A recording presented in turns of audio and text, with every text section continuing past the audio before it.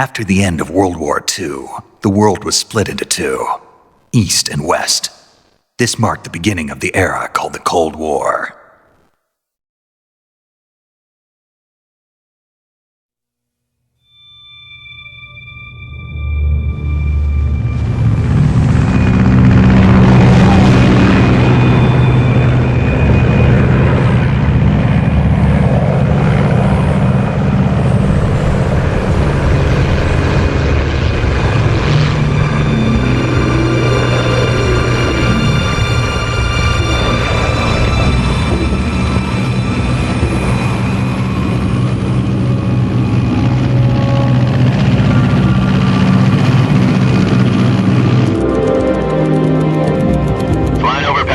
Altitude 30,000 feet.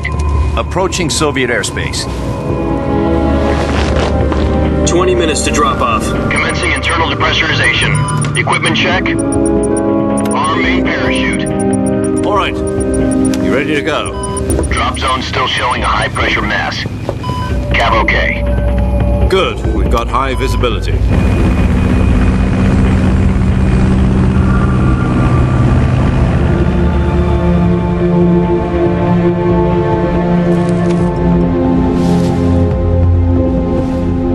Cigar. Connecting oxygen hose to interior connector. Put on your mask.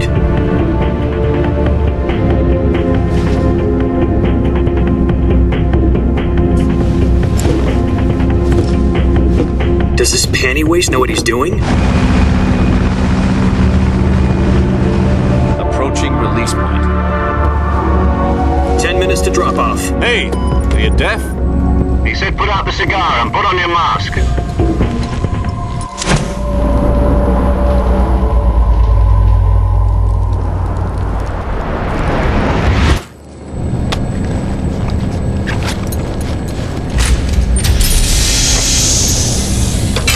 Depressurization complete. Checking oxygen supply. 6 minutes to drop off. Opening rear hatch.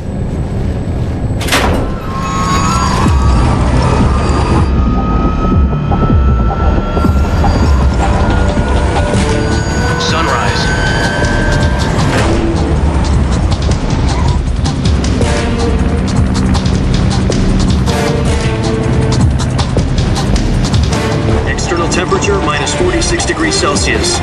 2 minutes to drop off. Stand up. You'll be falling at 130 miles per hour. Try not to get frostbite from the wind chill. 1 minute to drop off. Move to the rear. Activate bailout model. This is one for the history books. The world's first halo jump. 10 seconds to drop off. Stand by. Status okay, all green. Prepare for drop-off. Countdown. 5, 4, 3, 2, 1. Spread your wings And fly. God be with you.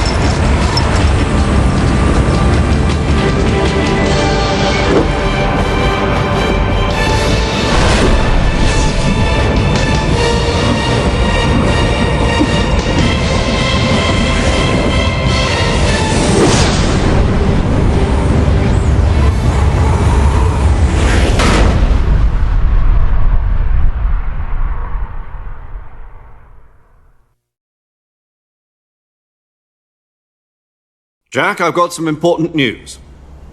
The head of the CIA has finally given us the green light for the virtuous mission. Virtual mission? No, the virtuous mission. The future of our Fox unit depends on it. If it succeeds, we'll be officially organized into a unit. Virtuous mission? Sounds like some kind of initiation ritual. Don't get cocky. This isn't a training op. Right. So what exactly is this wonderful mission? Well, about 2 years ago, a certain Soviet scientist requested asylum in the West through one of our moles. His name is Nikolai Stepanovich Sokolov. He's head of the OKB-754 Design Bureau, one of the Soviets' top-secret weapon research facilities, and the East's foremost expert on weapons development. Sokolov? Isn't he that famous rocket scientist? The very same. On April the 12th, 1961, the Soviets achieved the first manned spaceflight in history. The Earth was blue, but there was no God. Well spoken. The rocket that carried Yuri Gagarin into orbit was the A-1, known as the Vostok rocket. Sokolov is said to be the man most responsible for the multi-engine cluster used in that rocket. After Gagarin's flight, Sokolov left rocket development to become the head of the newly established Design Bureau. From a lowly technician to head of a design bureau, that's quite a success story, so why'd he want to defect? It seems he'd become afraid of his own creations. Afraid? Call it a crisis of conscience. And for that, he left his country and his family behind and went over the fence? Not exactly. One of his conditions was that his family was also to be taken safely to the west. We used a mole to get the family out first and succeeded in sneaking Sokolov over the Berlin Wall shortly afterwards. I was the one who conducted the operation. The security on the eastern side was still full of holes back then. Then what? We got Sokolov over in one piece, but the whole ordeal had left him exhausted, and we checked him into a hospital in West Berlin. It took him 2 weeks and more than 600 miles to get from the research facility in the Soviet Union to Berlin. He was in no condition to say anything coherent. And it was only a week later that we had something much bigger on our hands. The Cuban Missile Crisis. October the 16th, 1962, President Kennedy received word that the Soviets were in the process of deploying intermediate-range ballistic missiles in Cuba. The President demanded that the Soviets dismantle and remove the missiles. At the same time, he announced a naval blockade to prevent further missile shipments from reaching Cuba. But the Soviets didn't back down, instead placing their armed forces on secondary alert. Soviet transport ships carrying missiles continued on course towards Cuba. US and Soviet forces went on alert for an all-out nuclear war. Frantic negotiations were conducted through the UN's Emergency Security Council and unofficial channels to end the hair-trigger standoff. Finally, on October the 28th, the Soviet Union agreed to remove its missiles from Cuba, and so the world avoided a nuclear holocaust. But in order to get the Soviets to pull their missiles out, we had to make a deal. You mean the one where the US agreed to remove its IRBMs from Turkey? No. The Jupiter IRBMs deployed in Turkey were obsolete, and we were going to get rid of them anyway. They had no strategic value whatsoever to either the US or the Russians. The Turkey deal was a ruse, a cover story that was fed to the other intelligence agencies around the world. So what did the Russians really want? Sokolov. They wanted us to return Sokolov. You mean the Soviets pulled out of Cuba just to get their hands on Sokolov? That's right. What the hell was he working on? At the time, we had no idea. We were running out of time. It was either give up Sokolov or risk full-scale nuclear war. In the end, we had no choice. President Kennedy gave in to Khrushchev's demand. The next day, I got Sokolov out of the hospital, handing him over to agents on the eastern side. Sokolov kept on screaming, "Save me," until he disappeared from my sight. Then a month ago, we received some new information from one of our moles. About Sokolov? Yes. He was taken back to the research facility and forced to continue working on the weapon in question under KGB supervision. What's more, it's on the verge of completion. So what kind of weapon is it? Something to do with space rockets? No, missiles. Same technology. I guess you're right. We don't know the details, but it appears to be a new kind of nuclear device. For half a year now, the Soviets have been conducting frequent nuclear tests at Semipalatinsk. Something to do with the weapon, I assume. We're talking about a secret weapon so big that Khrushchev was ready to pull out of Cuba to get it back. Is Sokolov still in the facility? No. According to our intelligence, he's in Selinoyarsk, a place in the mountains about 3 miles to the west that's known as the Virgin Cliffs. The Virgin Cliffs. Nice name for a virtuous mission. They moved him there just recently. Why? Apparently, they're conducting a field test of the weapon, but it's our best chance to get him back. This mission would never have been possible if he was still in the research facility. This is our last chance. Sokolov must have known that too when he contacted us.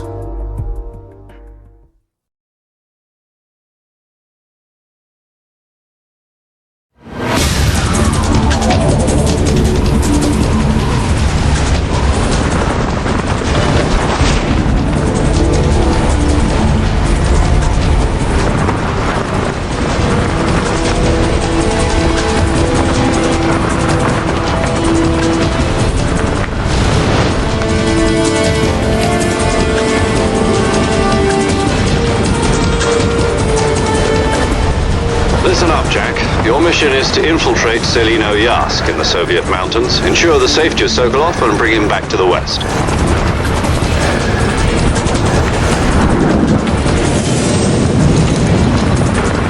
If we don't get Sokolov back before that weapon is complete, we'll be facing a major crisis. The clock is ticking.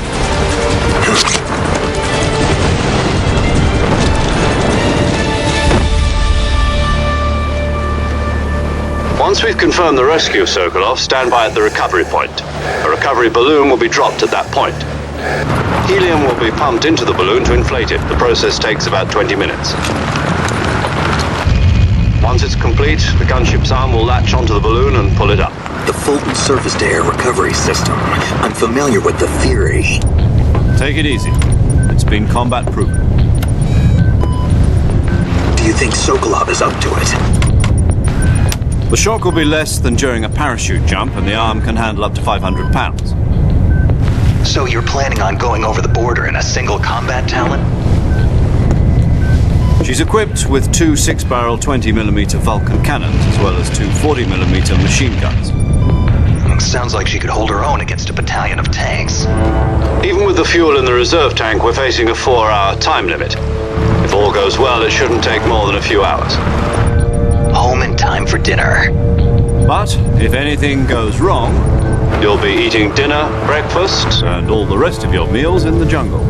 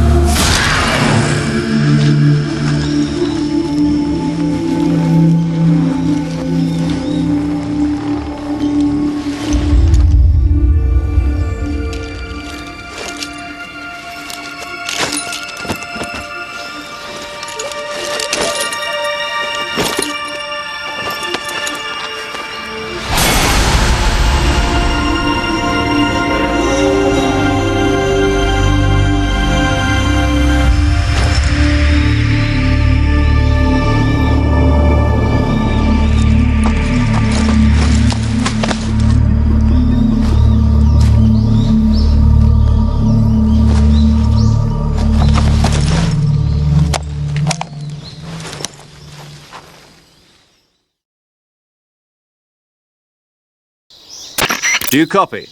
You're already in enemy territory, and somebody might be listening in. From here on out, we'll be using code names to refer to each other. Your code name for this mission will be Naked Snake. I'll be referring to you as Snake from now on. You're not to mention your real name. Snake? What, you don't like snakes? What do you mean? Well, you've eaten one before, haven't you? In survival training. I'm glad to hear that. I don't know if I'd ever order one in a restaurant, but... Be careful, you might not have a choice. What about you, Major? What should I call you? Let's see. I'll be Tom. Call me Major Tom. This will be a sneaking mission. You must not be seen by the enemy. You must leave no trace of your presence. Is that clear? This kind of infiltration is the Fox unit's speciality. In other words, weapons and equipment are procured on site. That goes for food as well. You're completely naked, just as your name implies. Great. Now I see why you asked me if I liked snakes. I suppose calling me Snake was your idea of a joke, too. No, there's a good reason for that. I'll tell you later when the time is right. Gotcha. Getting back to the subject, how exactly am I supposed to feed myself? You've been issued a knife and a tranquilizer gun. Use them to hunt for food. You'll also find some medical supplies in your backpack. Yeah, about the backpack. I lost it in a tree on the way down. I see. Well, you'd better go back and get it then. You know where it is? No problem. I can see it from here. It's stuck on a branch. To climb a tree, stand in front of a tree that's covered in ivy and press the action button. I'll be monitoring your progress over the radio. We can't risk violating Soviet airspace, but I'll be in the gunship. My frequency is 140.85. I'll give you a call if I need to talk to you. If you need to talk to me, use the send function. Okay, Snake, go get your backpack.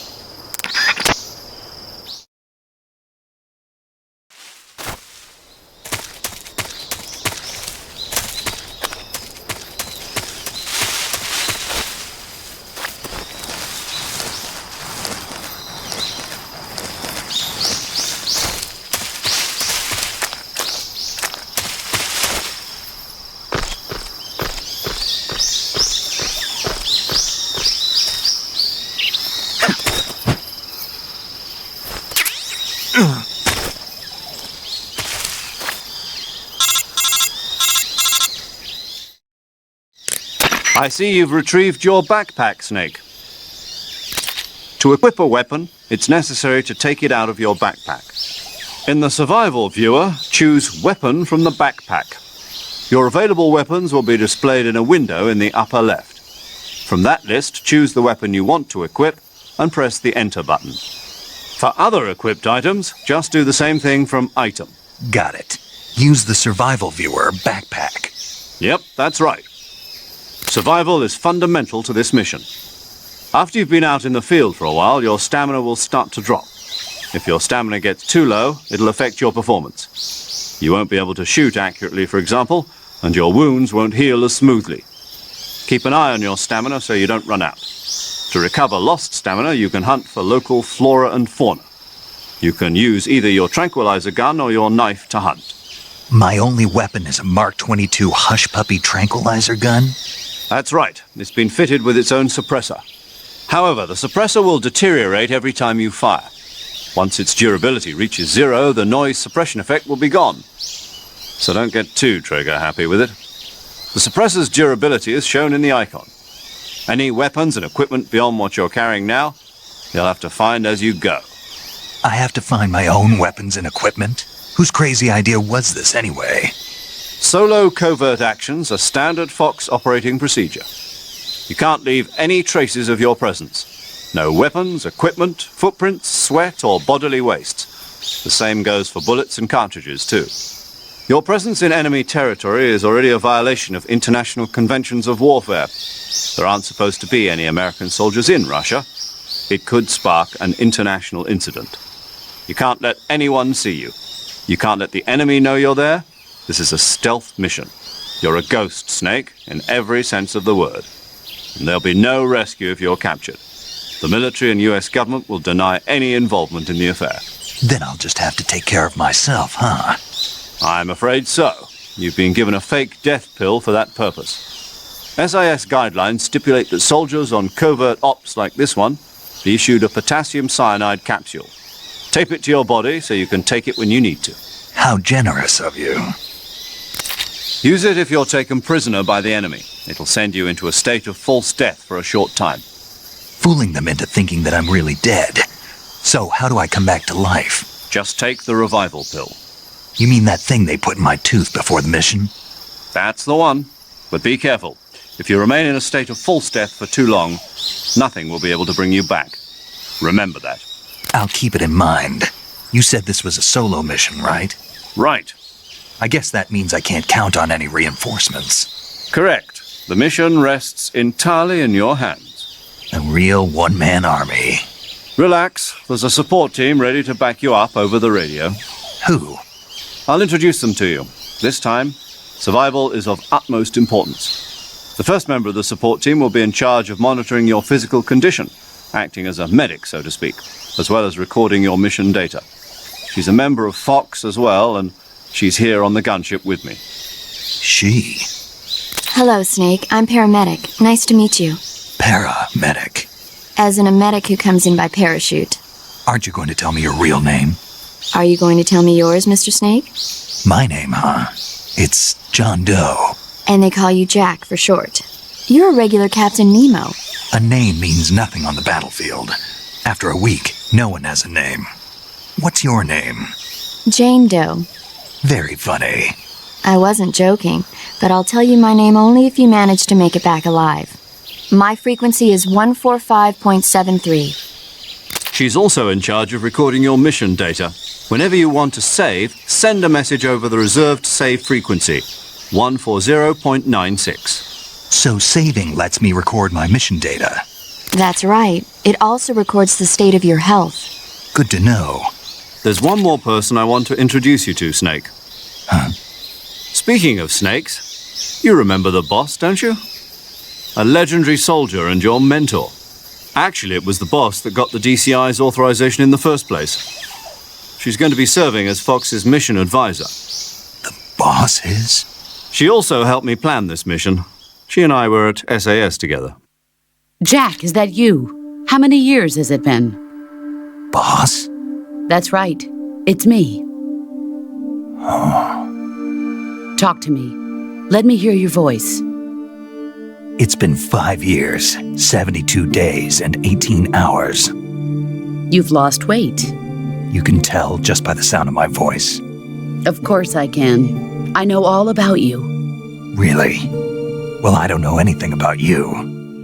What's that supposed to mean? Why'd you disappear on me all of a sudden? I was on a top-secret mission. You didn't need me anymore. But there were still so many things I wanted you to teach me. No, I taught you everything you needed to know about fighting techniques. I taught you all I could. The rest you needed to learn on your own. Techniques, sure. But what about how to think like a soldier? How to think like a soldier? I can't teach you that. A soldier needs to be strong in spirit, body, and technique. And the only thing you can learn from someone else is technique. In fact, technique doesn't even matter. What's most important is spirit. Spirit and body are like two sides of a single coin. They're the same thing. I can't teach you how to think. You'll just have to figure it out for yourself. Listen to me, Jack. Just because soldiers are on the same side right now doesn't mean they always will be. Having personal feelings about your comrades is one of the worst sins you can commit. Politics determine who you face on the battlefield. And politics are a living thing. They change along with the times. Yesterday's good might be tomorrow's evil. Is that why you abandoned me? No, it had nothing to do with you. I already told you, Jack. I was on a top-secret mission. A soldier has to follow whatever orders he's given. It's not his place to question why. But you're looking for a reason to fight. You're a natural-born fighter, but you're not quite a soldier. A soldier is a political tool, nothing more. That's doubly true if he's a career soldier. Right and wrong have no place in his mission. He has no enemies and no friends. Only the mission. You follow the orders you're given. That's what being a soldier is. I do whatever I have to get the job done. I don't think about politics. That's not the same thing. Sooner or later, your conscience is going to bother you.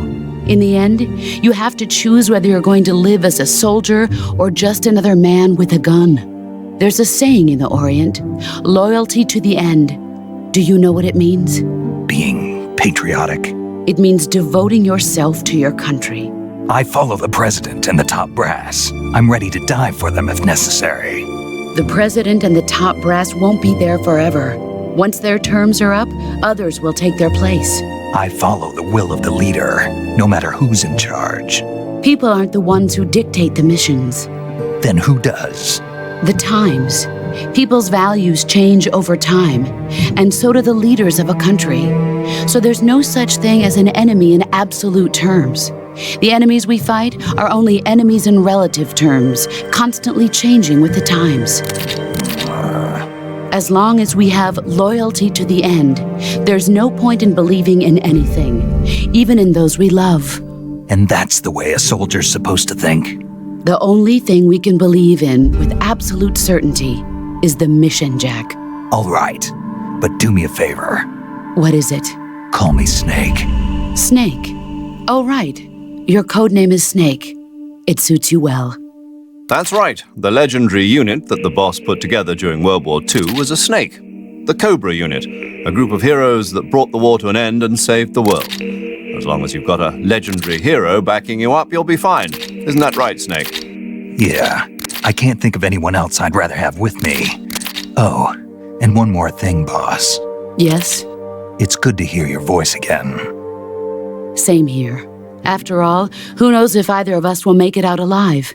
Snake, you are always best at urban warfare and infiltrating buildings. But this is the jungle. Survival is going to be key. Those CQC techniques I taught you are sure to come in handy. CQC? Close quarters combat, huh? I've been in the Green Berets for the past few years. I'm probably pretty rusty. Not to worry. I'll be here to help you remember. After all, this is your first actual survival mission. I'll be supporting you over the radio. Where are you, boss? Next to the Major? The boss is communicating with us by radio from aboard a Permit-class submarine in the Arctic Ocean. My frequency is 141.80. Call me if you need my advice on battle techniques.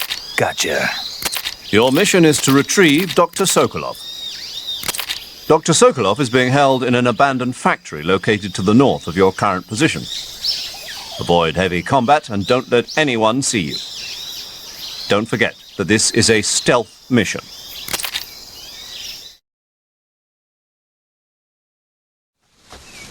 Snake, try to remember some of the basics of CQC.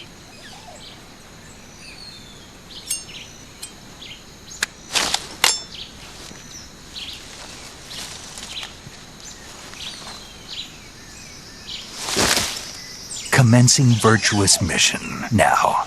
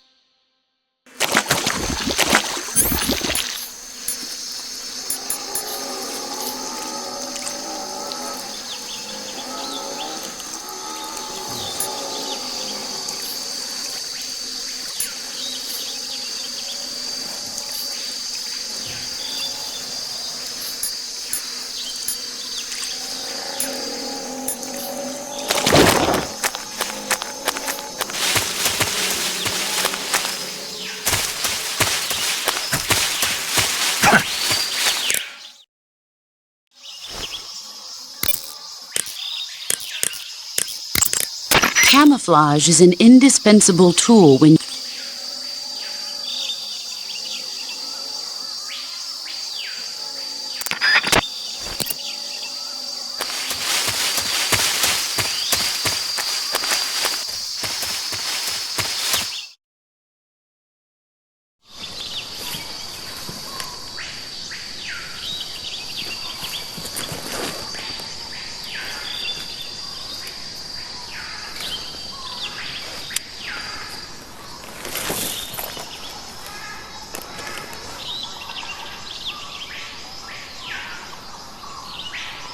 Major, I've spotted 2 enemy soldiers.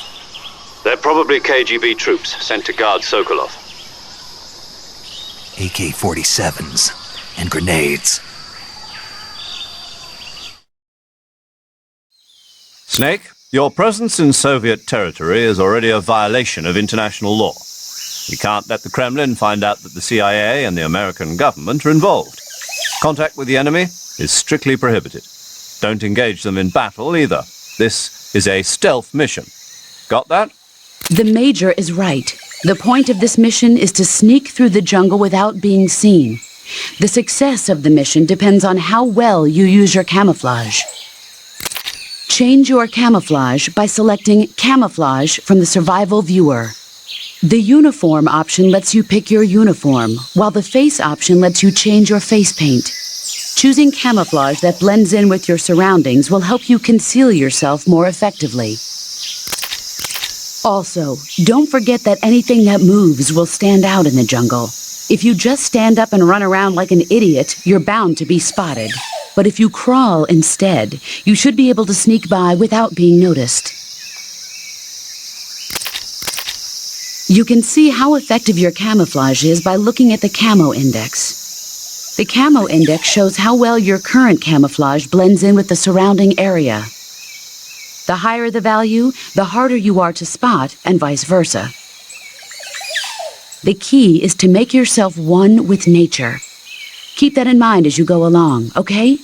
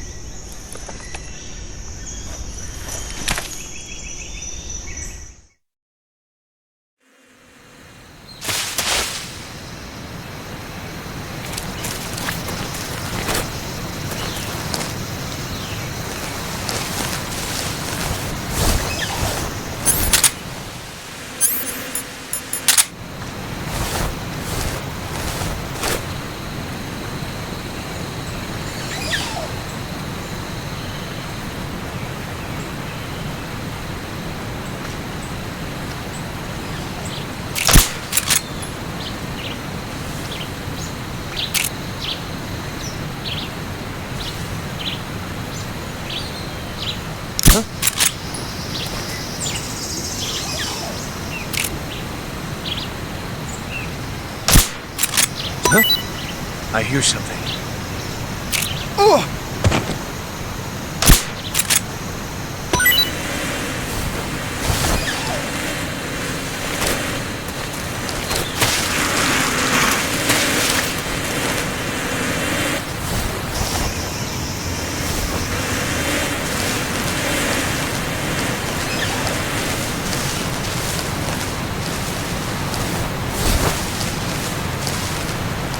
What's wrong?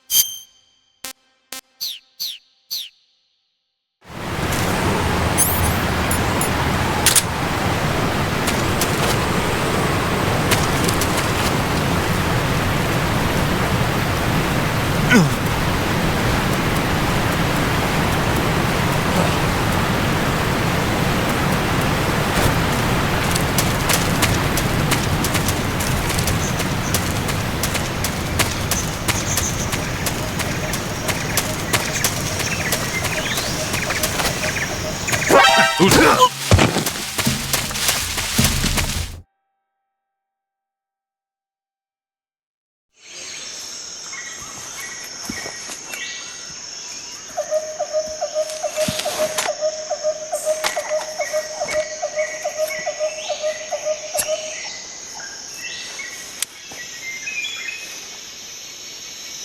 Major, I've reached the abandoned factory where Sokolov is supposedly being held. This place is a dump.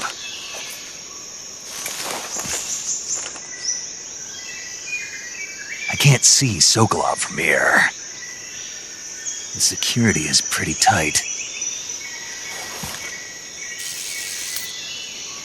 There are sentries posted around the perimeter.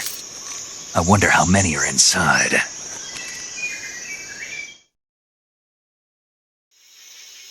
Your objective, Sokolov, is inside the factory. They should be holding him in a room in the northeast section. Northeast section. Got it. Be careful. Your mission is to bring Sokolov back alive. He must not be exposed to any kind of danger. Do not approach Sokolov while in the alert phase. Right. Oh, and one more thing, Snake. You mean there's more?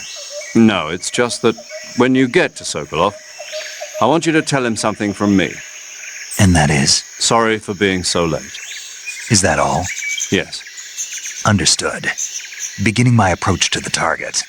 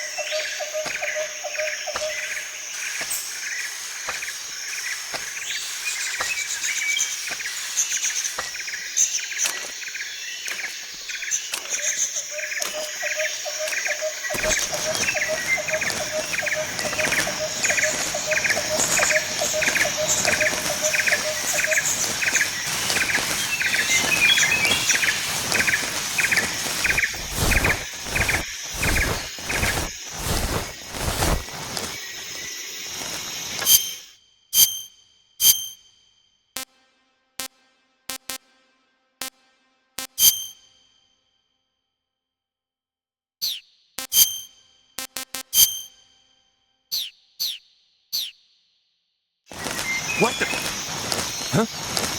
Who's that? Huh? Huh? I hear footsteps.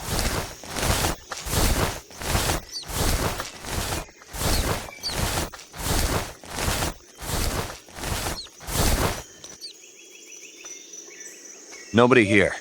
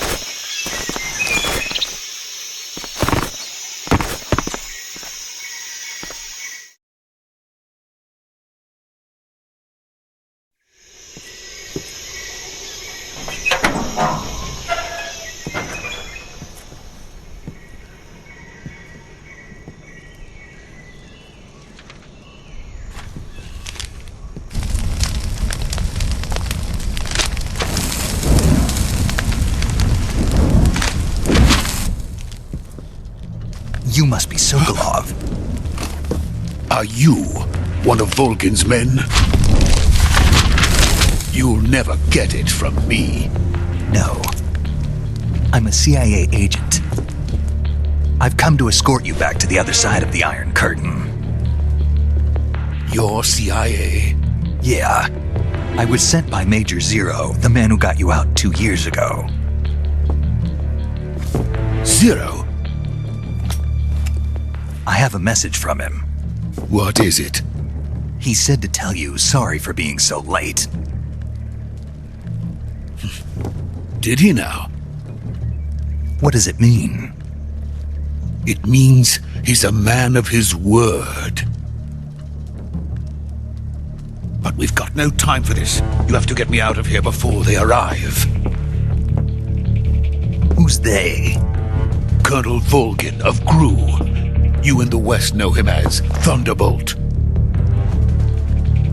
Thunderbolt? Never heard of him. He's a member of the Army's extremist faction, a man who seeks to seize control of the motherland. Ever since the Cuban Missile Crisis 2 years ago, Khrushchev has been pursuing a policy of peaceful coexistence with the West. Despite resistance and criticism from hawks in the army and the provincial authorities, Khrushchev has managed to suppress the opposition so far. But the failure of his agricultural policies has put him in a precarious position. And on top of that, the tragedy last November. President Kennedy's assassination. Precisely. In a sense, Khrushchev has lost his biggest partner, and his power base is rapidly crumbling away. A certain group is plotting to use this opportunity to seize power by rallying the anti-government forces, overthrowing Khrushchev, and installing Brezhnev and Kosygin in his place. The mastermind behind this plot is Colonel Volgin of the GRU. He has control over another secret weapons research facility much like this one, OKB-812, known as the Granin Design Bureau, and is using it to further his plans. But that is not enough to satisfy him.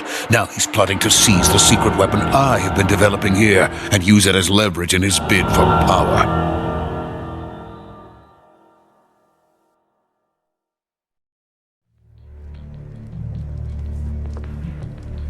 The intelligence says that they are going to make their move during the test. Then, the soldiers outside. Exactly. They wouldn't need that many men just to keep me inside. Their orders were to prevent Colonel Volgin from capturing me. Even if it meant killing me in the process. Or so it would seem.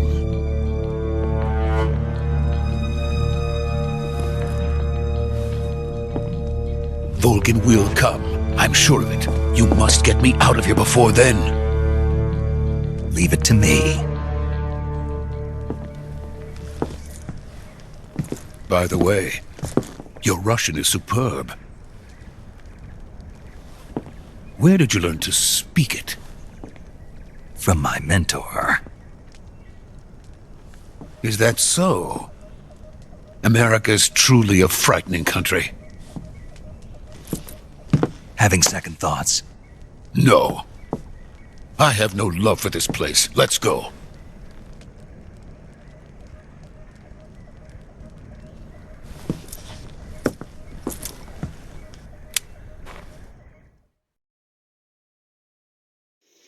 Major, this is Snake. Sokolov is safe with me. He's doing fine. No injuries. Good work, Snake. Now hurry up and get Sokolov to the recovery point. We'll rendezvous with you there. Roger. What about the sentries? I managed to get past them. I see. What about the boss? We lost contact with the boss some time ago. What happened? It's probably just a weak signal. Just hurry and get Sokolov out of there.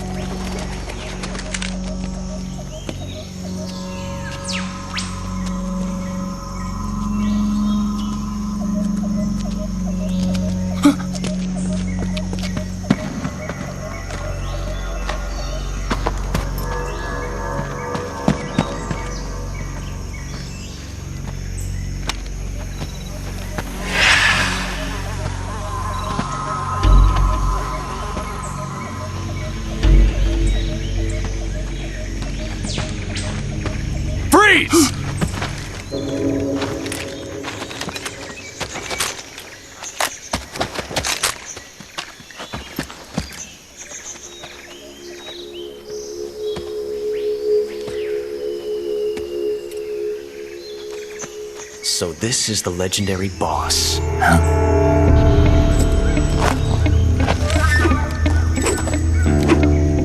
Huh? We meet at last.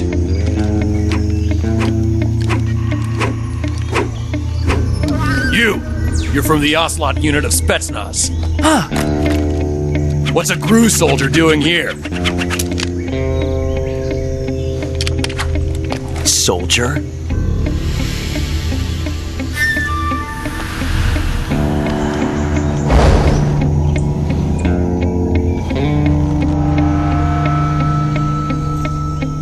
He's the Ocelot commander. Ha! That's Major Ocelot to you. And don't you forget it.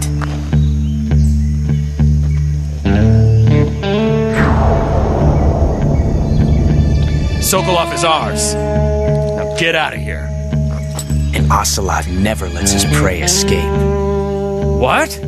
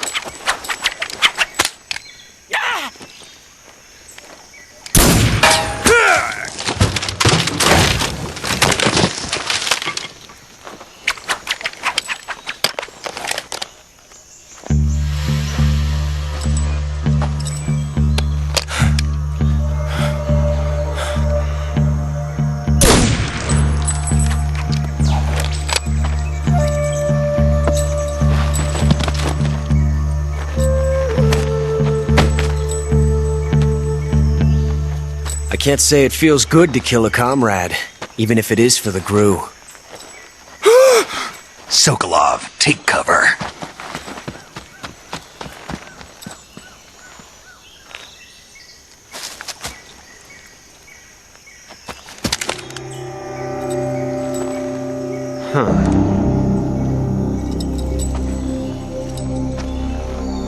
You're not the boss, are you?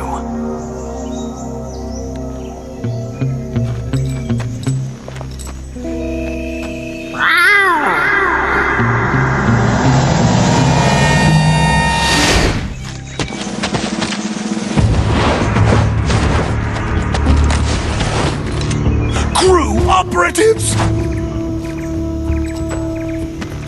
What is that stance? Huh. That gun.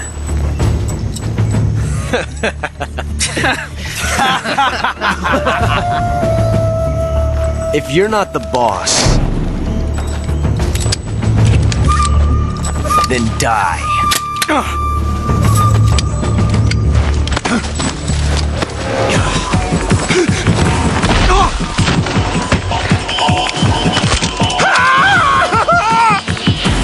Major! Leave it! Shoot the other one! Whoa!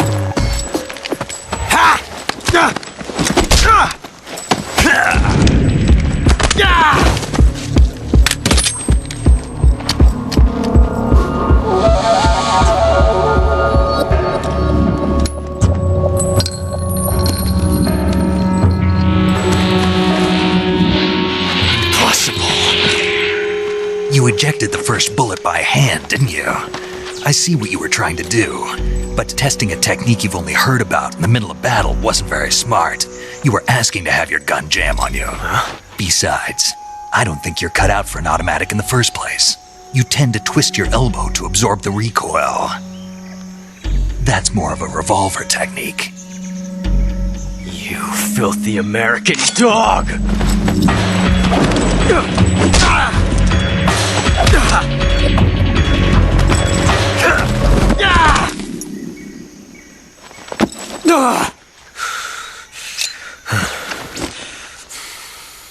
But that was some fancy shooting. You're pretty good. Pretty good.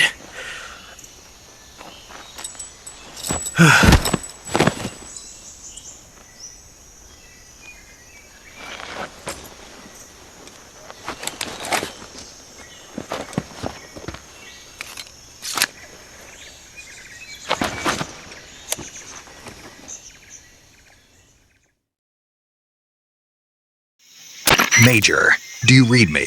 I read you. Snake, you all right? I've run into a few snags. These guys were after Sokolov too. Apparently they were taking orders from a GRU colonel named Volgan. A GRU colonel? Part of an internal Soviet power struggle, according to Sokolov. Something between the KGB and GRU. Between Khrushchev's supporters and Volgan's. Sokolov was being guarded by the KGB and hunted by GRU? Snake, it sounds like this could be even hotter than Cuba. I don't like it.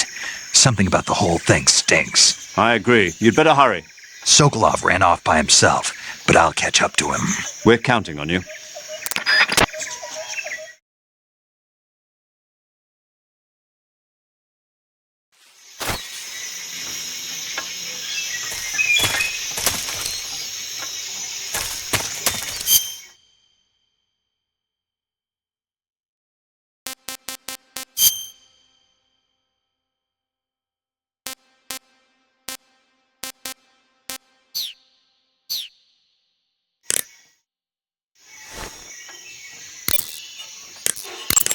Saving the game, Snake?